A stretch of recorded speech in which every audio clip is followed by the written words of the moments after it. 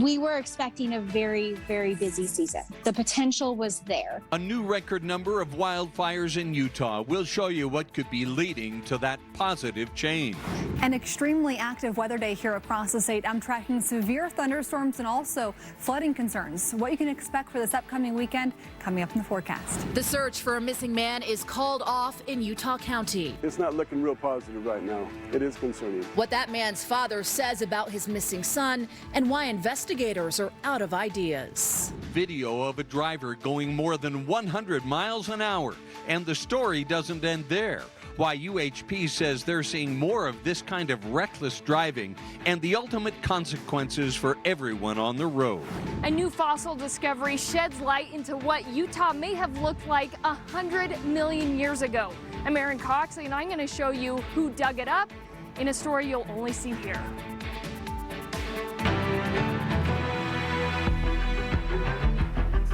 We start Fox 13 News live at 5 with breaking news. Salt Lake City Mayor Erin Mendenhall has signed an executive order mandating face masks in all city-run facilities. Now, city employees will be required to mask up. So will visitors to places like libraries, the police station, City Hall, and other facilities owned and operated by the city. The Utah legislature severely restricted cities from issuing mask mandates for the public, so the mayor's executive order covers what she can control. Now, also new into the Fox 13 newsroom, the Utah State Court System is mandating face masks for courthouses around the state. Bob, in that new order, the Chief Justice of the Utah Supreme Court has ordered anyone who has business in a court and personnel inside to wear a mask. This does apply to counties in the high or moderate transmission range for COVID-19, and this new order takes effect on Friday.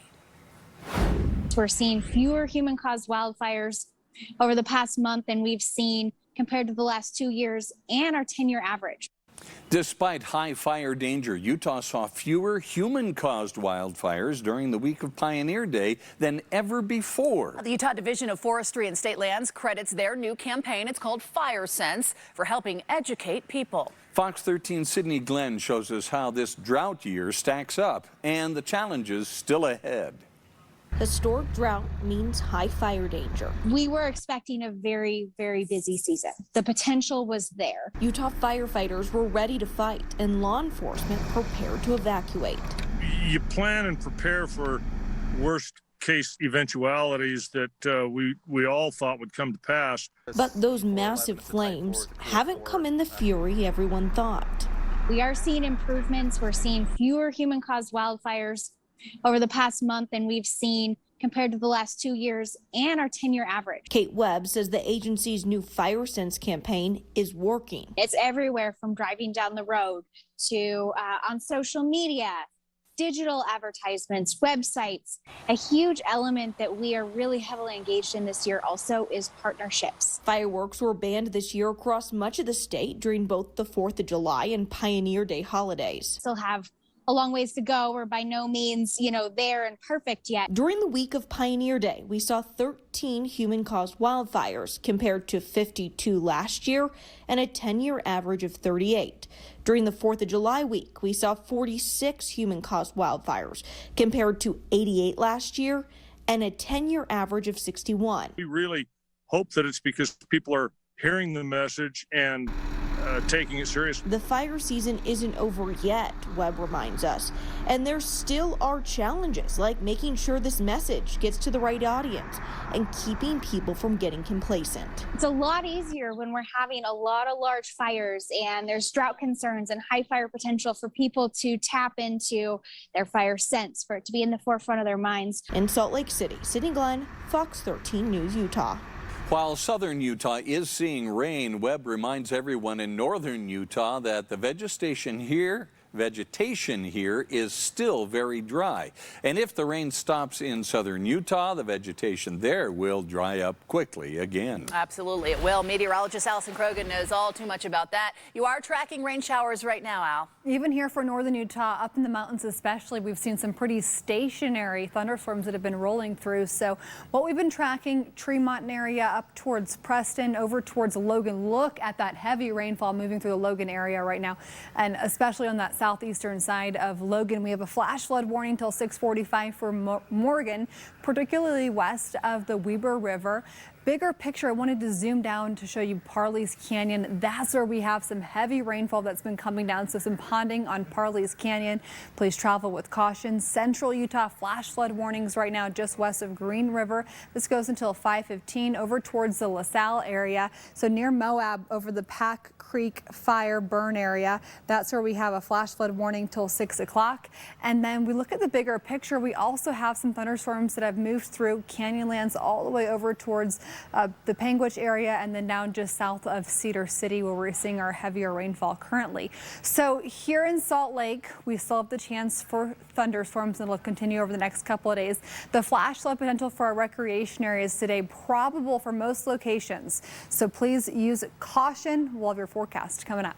Court documents now say a man has pled guilty to killing a woman during a first date he had set up on Tinder. That's a dating app. 25-year-old Ethan Hunsaker also told a Davis County judge he was mentally ill. Hunsaker told police at the time of the murder that he had homicidal and suicidal thoughts and took medication for mental illness. It was May of last year when Hunsaker met 25-year-old Ashlyn Black at a bar and took her to his home, then choked and stabbed her to death. He faces at least 15 years and up to life in prison. We now know how a 4-year-old Hurricane boy died in his home over the weekend.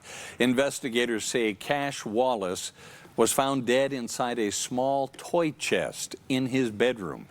He apparently got stuck after his grandmother put him to bed. The Utah Medical Examiner's Office says he died from positional asphyxiation in what is described as a tragic accident.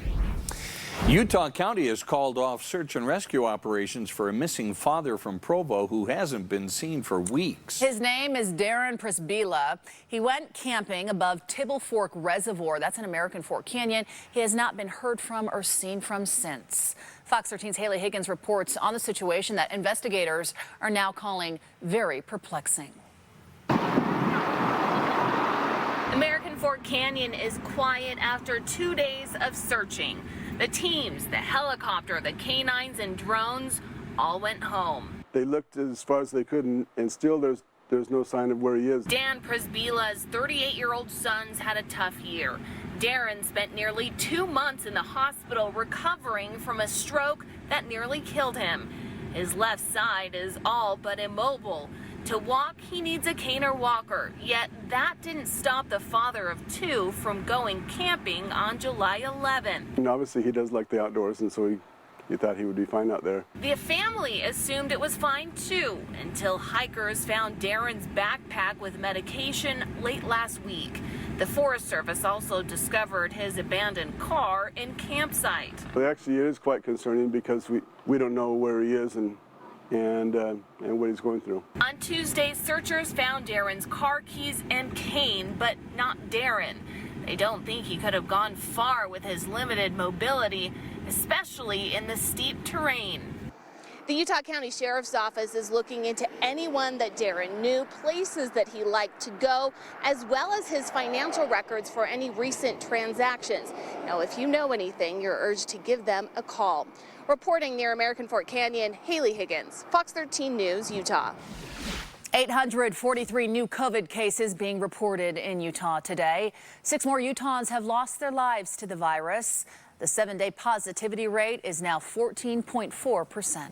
More than 6,500 more doses of the vaccine have been administered since yesterday's report, and the number of fully vaccinated Utahns has increased by a little more than 2,800. Pfizer is releasing new data today on a COVID booster shot.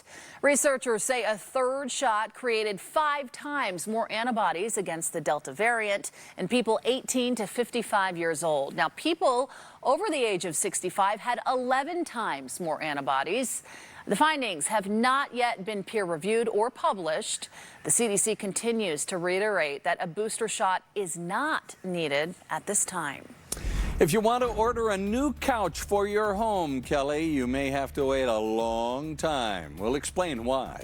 Backups everywhere. Also, when you cannot watch Fox 13 News live, you can always watch us streaming online for free. Find us on Roku, Fire TV, and Apple TV.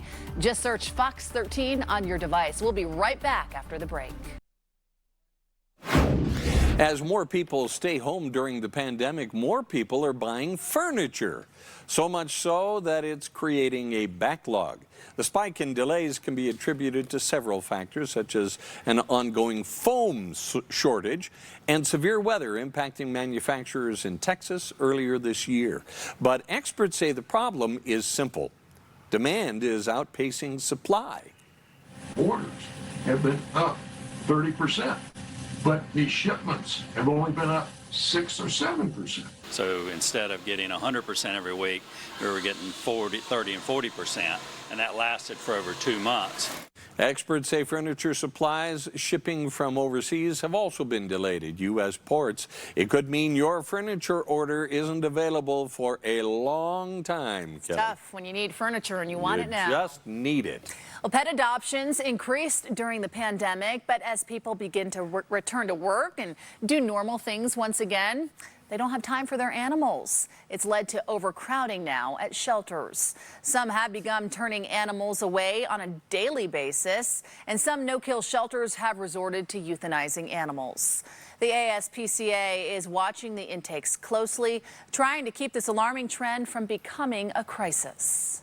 We partner with hundreds of shelters across the country who are facing overpopulation, and we move those animals to places in the country where they have an increased chance of being adopted. The ASPCA says so far this year, they've relocated nearly 17,000 pets. And before deciding to return your own pet, the ASPCA says you should call your local shelter for any help they may be able to provide. Many can often provide free bags of food as well as puppy shots.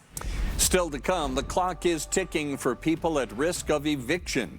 And there is a new threat they may also face on the street. We have details. New developments surrounding negotiations on infrastructure and a budget.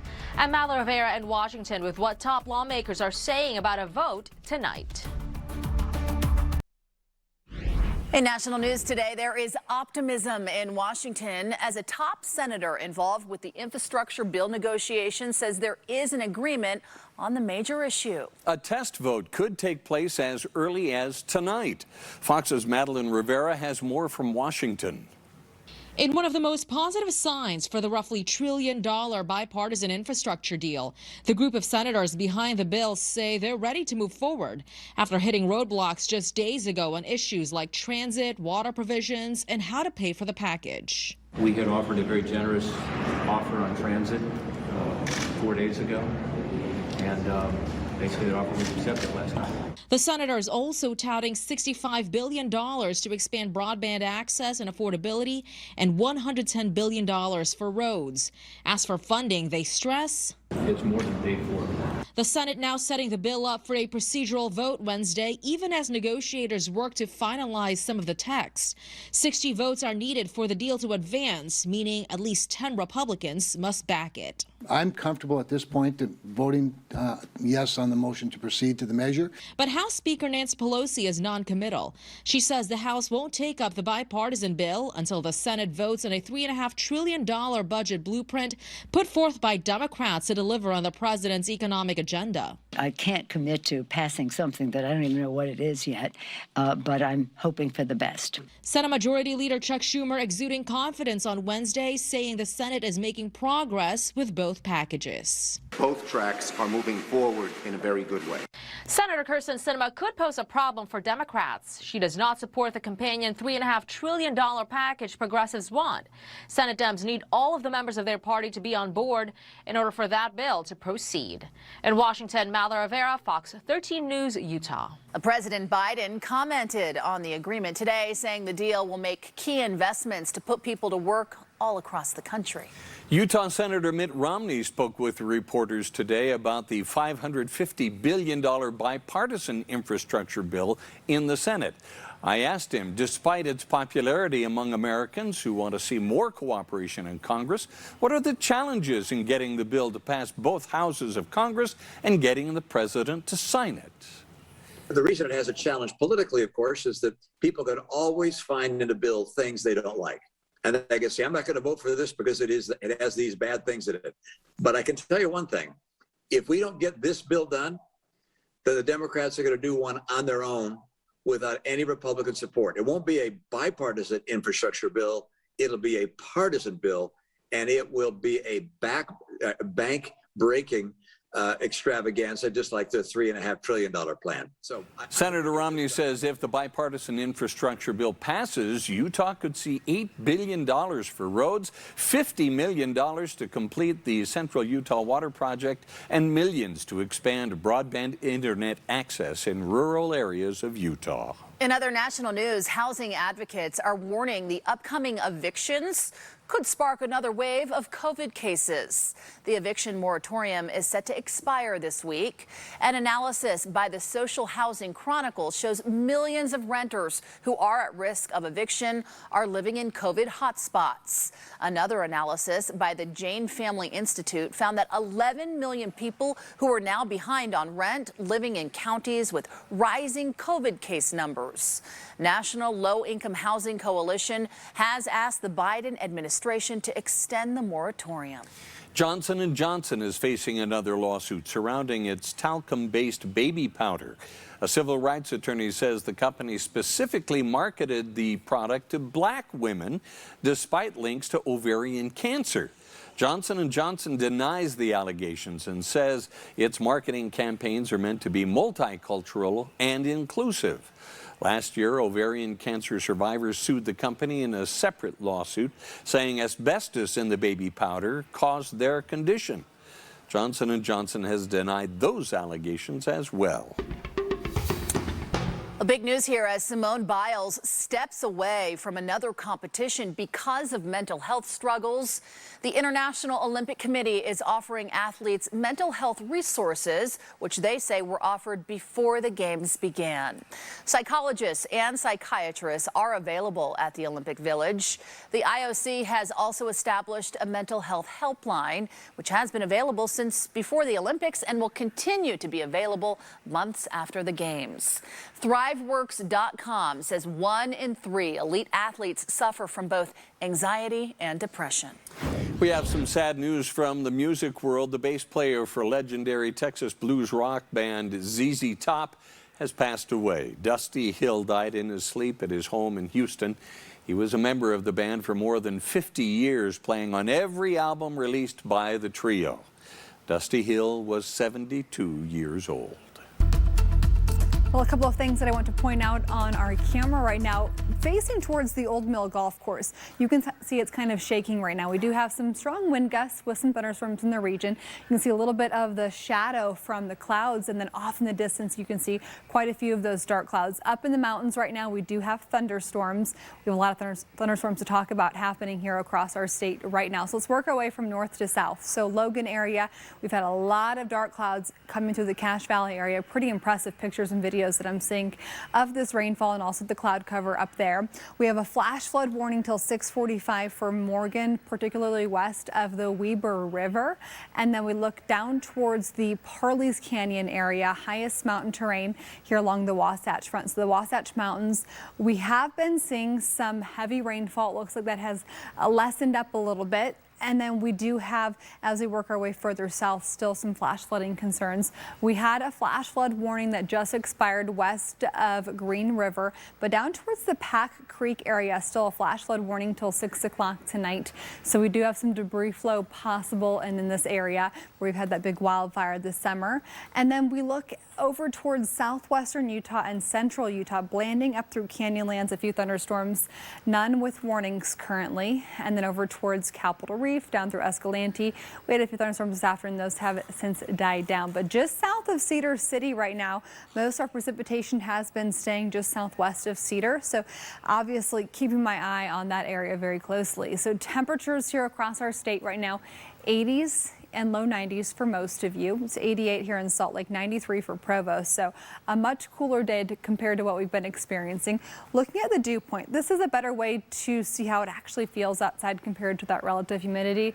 Well, the humidity is relative to the temperature, so it's a little bit harder to grasp because there's lots of factors that go into it. But basically, dew point, the higher the number, the muggier it feels. So it does feel a little muggy out there currently. We're going to have our upper moisture forecast you can see here heading into this upcoming weekend. We're going to have lots of clouds here across the region, and then also better chances for more widespread showers and thunderstorms taking you through Sunday, and then that will start to lift into next week as we begin to dry out. So the excessive rain outlook for today does cover the entire state for the marginal risk. And then for tomorrow, heaviest rainfall could very well be near Blanding over into western Colorado and then down towards the Kanab area, right on the Arizona border. So futurecast through the rest of today, we keep the chance for showers and thunderstorms, keeping our eye on Wyoming up towards the Bear Lake area. And then we'll want to watch this through about 10 o'clock tonight. Still going to see activity here across the region. And then by tomorrow afternoon, about this time, 24 hours from now, we're going to have lots of thunderstorms here across the state. So we're going to continue with active weather. Overnight temperatures will be in the 60s and 70s here across the state. For St. George, tomorrow you're about 100 degrees, 92 for Friday. Enjoy the cool down this weekend. You might not even make it into the 90s on Sunday. So chance for some thunderstorms this weekend, most likely on Saturday and scattered beyond that. And then we'll have for the Wasatch Front 90 tomorrow, 88 on Friday. Enjoy this into the 80s till Tuesday. Then we'll warm up and we'll also dry out next week. We try to catch everybody. We can't catch everybody. There's the need for speed, and then there's taking it too far. More people are going more than 100 miles an hour on Utah's highways. What UHP troopers want drivers to know. A lot of decisions that we make and actions that we take have a direct impact on the amount of dust that is produced. Plus, we go in depth on what it takes for a dust storm to become catastrophic in a matter of moments. You never know quite what you're going to get into. And that was especially true finding an 11-foot-long fossil. How curators were able to dig up a piece of Utah's petrified history in a Fox 13 News exclusive. In today's Money Watch, if you were waiting for the shortage of new cars to be over in the U.S., don't hold your breath. Yeah, investment banking giant Goldman Sachs says the shortage will not be over for months. Goldman says low car inventories will likely fall even further in August and not start recovering until September. The bank thinks inventories will stay well below pre-pandemic levels through next year. The problem is a global semiconductor shortage, one of many supply chain constraints driven by the pandemic. Those computer chips control dozens of functions in all modern vehicles. Not having them slows production way down. A recent report indicates Americans are becoming less charitable. New data from Indiana University claims only about half of all U.S. households donated to a charity in 2018. It does show a steady decline from 66% of households in the year 2000. Researchers note donations to charitable causes are actually at an all-time high, but the majority of the money is coming from a small percentage of Americans. Some potential causes for this decline could be the recession or fewer people affiliated with religious institutions. U.S. stocks held steady today after the Federal Reserve hinted that it was getting closer to curtailing a key asset purchasing program that has helped juice the U.S. economic recovery. The Dow lost 128 points to close at 34,931. The Nasdaq added 102, and the S&P was flat. The dust storm on Sunday in central Utah turns out to be the deadliest storm in this state since the federal government started keeping records on that in 1950. Coming up, we're going to look at why this storm was so bad. And you've likely seen it, and now the Utah Highway Patrol is cracking down on extreme speeders. What one trooper has to say after stopping one driver who was going faster than 100 miles an hour. We were not going to carry this one out on our backs like we have done with other fossils. And nearly a decade after it was discovered, a new fossil is sitting at the Utah Natural History Museum. We'll give you a first look at it and explain how they found it in a story you'll only see here.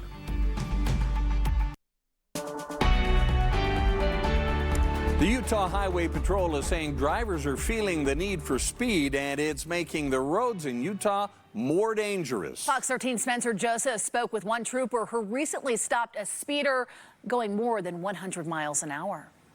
I initiated my camera. The vehicle at the top of the ramp proceeded to make several lane changes, cutting through vehicles at a high rate of speed. This video of a Dodge Challenger was posted to the Utah Highway Patrol Facebook, showing the car in the middle of traffic reaching speeds over 100+ miles an hour. Your car becomes unable to adhere to the road. This is Trooper Brad Burr. If traffic's coming to a stop ahead of you and you've got to brake, that's a greater braking distance. He was the officer in the patrol car, and it wasn't just a speeding violation. It was also crossing multiple lanes of traffic without signaling, crossing the double white lines into an HOV lane, and along with driving alone in the HOV lane. And while this example is clear, it's not the only one. So it appears that we've had an uptick for sure of over 100 mile an hour speeders. We try to catch everybody. We can't catch everybody. As for this driver, he pretty much knew what he did. Initially, I thought the vehicle was going to flee from me. But he was very compliant. But these traffic stops can be dangerous. Stop, because there's no such thing as a normal traffic stop. So UHP hopes that this sends a message. What's your message to somebody out there that does this regularly and maybe hasn't been caught yet? I would hope that this stands out to them, that this encourages them to drive safely. That's our #1 goal. Spencer Joseph, Fox 13 News, Utah. Dangerous. The Utah Highway Patrol also says the speeder in that video pulled to the left shoulder. They ask all drivers to pull to the right side of the road where it is safe for everyone. And that's whether you're being pulled over or simply moving out of the way for emergency vehicles. As we have been reporting all week, 8 people died in a pileup on I-15 on Sunday as a result of a sudden dust storm, reducing visibility to nearly zero.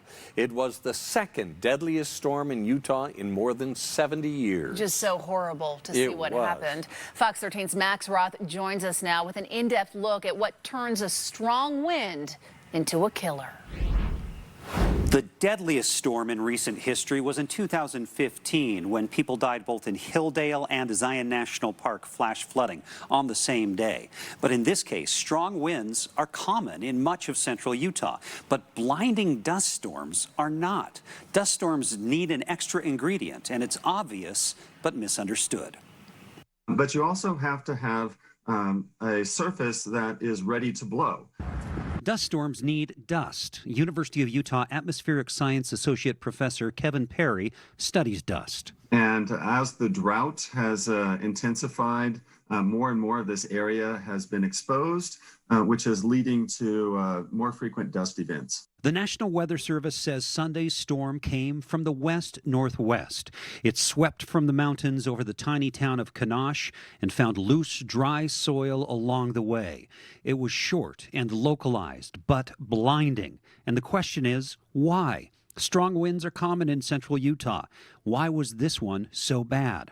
We can look at how nature normally keeps dust down. And much of Utah is covered with a crust which protects the underlying soil and prevents the wind erosion. Human activity can take away the crust's natural protection. It can be disturbed by wildfire, agriculture, ranching, ATV use, or just the natural erosion over time can sometimes lead to that crust disintegrating. Drought hurts the soil in another way, and it's a way similar to the impact of wildfire. When you get into extreme drought, the vegetation starts to die back, and you start to lose that protection as well. That's happening with plants on the perimeter of the exposed Great Salt Lake bed.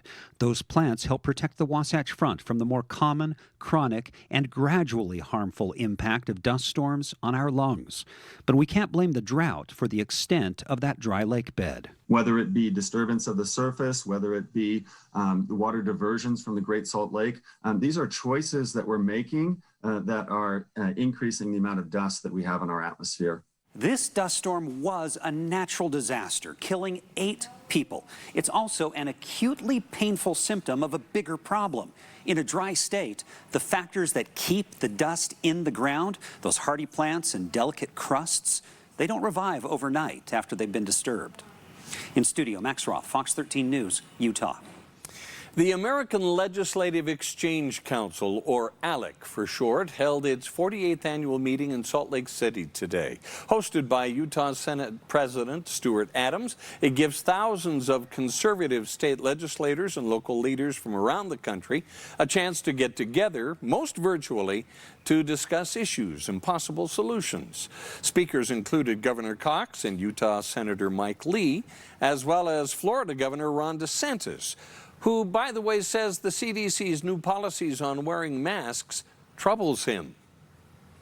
And I fear that they're trying to set up additional school closures because as the season changes, you'll start to see more, quote, COVID cases in northern places and areas where they have more of a foothold. And I think they're setting the stage to deny even more kids in education. So we can't let that happen.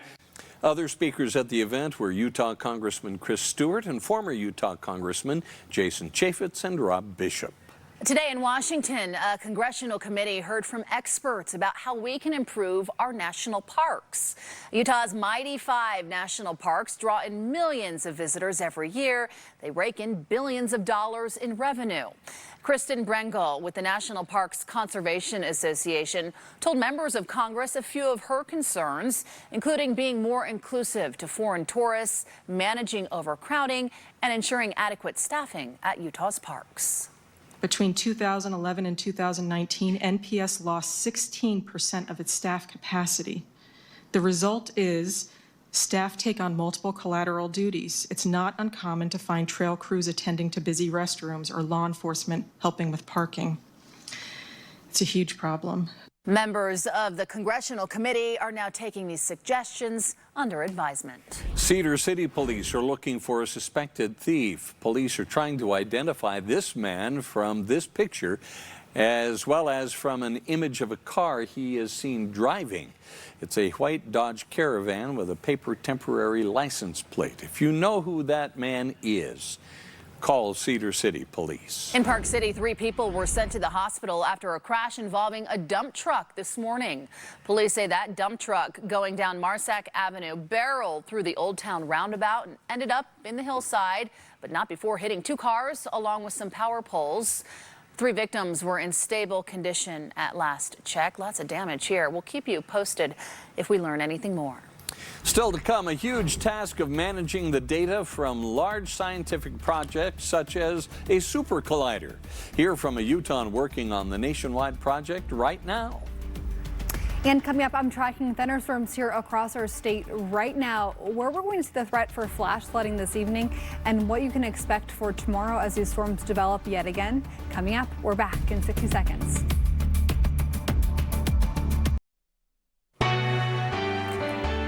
Welcome back, everyone. Some of the top computer data experts from the University of Utah are now joining a National Science Foundation Center project that will help big research facilities managing the massive data at the world's most important scientific facilities, from the Hadron Collider to the National Radio Astronomy Observatory, is really a big task. Professor Valeria Pasucci joined Max Roth today at noon with some insight into the project. We really group the data in go from the large quantity to kind of small summaries and kind of visualize the trends for the users to understand, but still with the ability to go in and actually check the details, kind of as if you were on an Excel spreadsheet. And the team will be helping 25 companies, from the IceCube Neutrino Observatory, that's in the South Pole, to the Laser Infrometer Gravitational Wave Observatory. Pretty cool names for these places. That observatory is at Caltech. The Japanese American community in Utah was honored today. Thanks to Judge Johnny Gogo, he visited the Salt Lake City Buddhist Temple today as part of his effort to have former Japanese internment camp prisoners sign a 48-star flag, similar to those that flew over camps during World War II. Gogo's efforts started in California earlier this year. It's to honor their sacrifice. And again, for those folks that are still alive to sign the flag, it's to honor their family members that were also in the camps that are no longer with us as well. And it's to honor their courage and their memory. Gogo also says this flag now belongs to those who have signed it. He is simply a caretaker of it. He's taken the flag to different cities in the American West, including Seattle, San Jose, and Los Angeles. Each fossil is a little story that completes, an entire environment. A new fossil discovered nearly 10 years ago has finally been excavated. What it's revealing about Utah's Jurassic history still ahead. College football media days continue today with the WAC. We'll hear from Dixie State before their first season in the WAC. And Kyle Whittingham will tell us why the Utes have the most diverse team in the country. Coming up in sports. Welcome back, everyone. So glad you can join us for Fox 13 News Live at 5. That's right. Meteorologist Allison Krogan will have your first alert forecast in just a few minutes. Right now, we have an update on the ongoing construction at Salt Lake City International Airport. Airport officials say they are extending Concourse A to the east. The foundation is now complete. 26 truckloads of steel are being delivered this week, all in preparation for steel construction work starting next week. How often do you arrive at your destination only to find out you didn't pack an important item? Well, AAA did a survey among Utahns and found the 5 most commonly forgotten road trip items. Number 1 is a toothbrush or toothpaste. Next is a cell phone charger. Half of Utahns surveyed say they forgot that important item. The next 3 are hair-related products like brushes and razors, underwear or socks, or some other article of clothing. I get most things on that list, but when you're packing, you're like, okay, what do I need to wear? How do you forget underwear? Yeah, it's kind of hard to forget that, huh? Yeah, I guess so. That's something that you would quickly realize that you forgot as well. Yeah, Kelly has forgotten it. Really? I'm getting quite a few reports coming in from Ogden right now of people wondering if there's a tornado in the area. It looks like a landspout to me. This is a picture that Dougie just sent in, that his wife just sent him. But I wanted to quickly go over landspouts. We've been seeing quite a few of these in the last few months. They're non-supercell tornadoes. They do form differently. It's similar to a dust devil, except for a dust devil is typically on a hot, sunny, clear day. There's no rotating updraft. The spinning does originate near the ground, and it's essentially the land-based equivalent of a water spout. So we're seeing a lot of pictures and videos coming in. They're usually pretty translucent when you look at them, so they look very differently than any sort of debris that would be getting thrown up. Usually pretty weak. Usually don't see a ton of damage from these. I haven't gotten any reports of any damage in the Ogden area, but if you're watching right now and you have pictures of that or videos, even better, send them to us. You can tweet me at Allison Krogan or find us on Facebook, Fox 13, or my page, and we'd love to share that with everybody. So here's what we have going on. The first thing that you do when you go to see about a potential report of a tornado is you go back and you look at that radar. I've been digging through that, and there aren't any signatures from that. So that's why another reason that we believe it's a land spout. What we have right now, though, a lot of clouds, rain in the Logan area, mostly south of Logan currently. We still have flash flood warnings in place till 6:45 for Morgan, west of the Weber River. As we look along the Wasatch Mountains, we had some heavy rainfall about an hour ago, some ponding on Parley's Canyon, but that has also started to die down through central Utah. Mount Pleasant, Castledale, Manti area have had a few scattered thunderstorms. Still have a flash flood warning for the Pat Creek burn area. This goes until 6 o'clock tonight, so that's a concern with some debris flow. And then, of course, over towards the Cedar City area, that's top of mind with all the flooding that they had a few days ago. So haven't seen that rain making it to Cedar City quite yet. The flash flood potential for today is probable for almost all of our recreation areas. So please use caution. Temperature-wise, we have 80s and 90s here across the state, and then our smoky sky from wildfires will mostly be staying off to our north over the next couple of days. We will have some light smoke here across Utah, but the thickest of that smoke will be off to our north. So our air quality forecast will be for moderate air through Friday. Overnight temps, 60s and 70s. Highs tomorrow will be about 85 for the Wasatch Front, and then down in St. George in the 90s, close to 100 degrees. We will have more showers and thunderstorms tomorrow afternoon into Friday afternoon. We're going to have more of this over the next several days. So top concerns would be slot canyons, normally dry washes, and burn scars when it comes to flash flooding.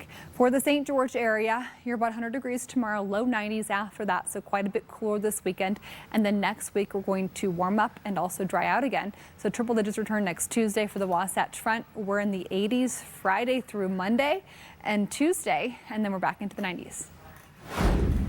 Well, a new 11-foot-long fossil discovered in Utah has been moved now to the Utah Fieldhouse of Natural History for curators to work on and also for you and your families to actually see. Fox 13's Aaron Cox spoke with the people who dug up the fossil. They told Aaron this new discovery is key to understanding Utah's ancient environment. She has the story you'll only see right here. Voila, here you go, the evidence. She's all in one piece. Mary Beth Bennis is standing on an 11-foot fossil discovered near Dinosaur National Monument by a visitor by the last name of Manuel 9 years ago. So we know about the dinosaurs, but we don't know much about the trees or vegetation that were growing. Named the Manuel log after the visitor, Bennis says the log was likely part of a 100-foot tall tree that was alive around 150 million years ago. The Morrison Formation is a layer of rock, and this formation occurred during what we would call the late Jurassic times. With the Manuel log in such good condition, Bennis says they wanted to move it out of the elements where it would eventually erode. The challenge then came. How do you move a 3-foot wide, 11-foot long log that weighs 8 tons? Dale Gray, who's volunteered with the Utah Fieldhouse of Natural History for 14 years, says they had to create a special cradle to lift the log out of the ground without snapping it in half. We had to go 16 inches down below the log through this conglomerate layer in order to get the cradle underneath it. It took 2 weeks with less than 10 people on their volunteer team. The Manuel log has made it to its new home in the museum. Research that helps paint a picture of what dinosaurs were eating and what Utah looked like while they were here. I would say stay tuned. I think there's a lot more to come from these trees. The Manuel log has been sent to botanists in Germany, where they will look into whether or not this is part of a different species. So far, Bennis says 24 logs have been discovered with 2 separate species. In Salt Lake County, Aaron Cox, Fox 13 News, Utah. And Bennis told Aaron the Manuel log is with the same family as the Norfolk pine tree, a species you would typically see in South America or Australia. Now, if you ever find a fossil, Bennis says to take a picture of it, write down the GPS coordinates, and send it in so their researchers can continue to piece together Utah's past.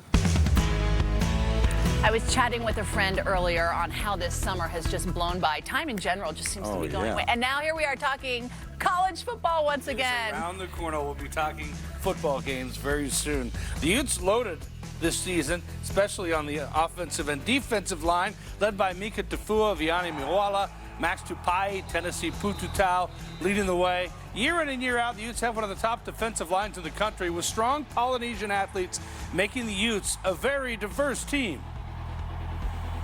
We've developed a reputation, I guess you could say, that if you want to be at one of the elite defensive line schools in the country, we're definitely in that conversation. And do you think that the pipeline into the South Pacific has a lot to do with Absolutely, that? Absolutely. We're a unique team. We're the most diverse team in America. We have almost exactly 1/3 African American, 1/3 Polynesian, 1/3 Caucasian, which no team in the country can make that claim as far as the ratio. And the Polynesian athlete has been a huge reason for our success. The Western Athletic Conference held its first football media day in 9 years. Defending national champion Sam Houston State picked to finish first in the preseason polls, while Dixie State isn't listed because they're not playing a full WAC schedule this season due to previously agreed non-conference game contracts.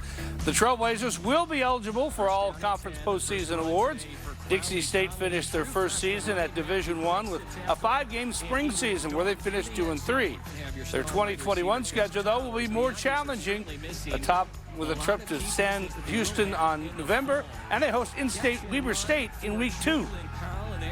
I wish we were playing SU this year. That would definitely take the cake, but no, Weber just being the in-state, we win this game, then maybe we can steal some of the bigger recruits. We're playing a bunch of new teams too, so they're going to start some new rivalries in the WAC, and looking for Islanders, great coaches in this conference, and so being able to play them year in year out from here on will be exciting for us to see, like Malaki said, what kind of brand of football is the WAC going to play.